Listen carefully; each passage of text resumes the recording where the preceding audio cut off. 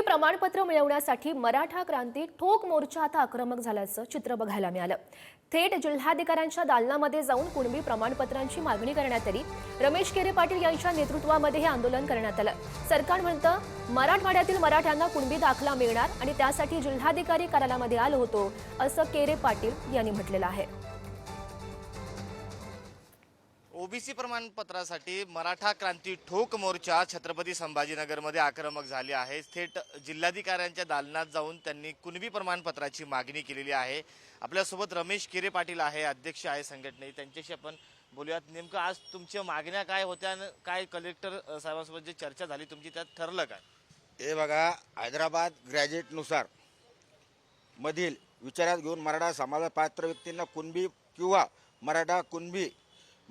मराठा जातीचे प्रमाणपत्र देण्यासाठी कार्यपद्धतीचे हा GR आहे। आणि आज या ठिकाणी मी स्वतः या ठिकाणी माझं ETC याच्यावर मराठा लिहिलेलं आहे। या राज्यामध्ये मराठा समाजाची या ठिकाणी फार मोठ्या प्रमाणात या ठिकाणी फसवणूक झालेली आहे।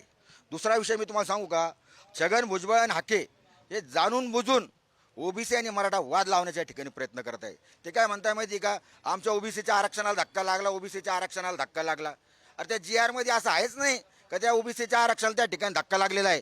आणि आज मराठा ओबीसी वाद लावण्याचं काम हा लक्ष्मण हाके आणि हे करत आहे। जिल्हाधिकाऱ्यांना भेटलात तुम्ही, नेमकं तिथं तुम्ही काय मागणी केली, त्यांनी तुम्हाला काय सांगितलं? जिल्हाधिकारी साहेबाला मी सांगितलं हैदराबाद ग्रॅज्युएटनुसार मला तुम्ही या ठिकाणी कुणबीचं प्रमाणपत्र द्या। जिल्हाधिकारी साहेबांनी कलेक्टर साहेबांनी सांगितलं का रीतसर ज्याचे नोंद असेल अशाच बांधवांना त्या ठिकाणी कुणबीचं प्रमाणपत्र देण्यात येतं। तुम्ही समाधानी आहात? अजिबात या ठिकाणी आमचं समाधान नाही आहे।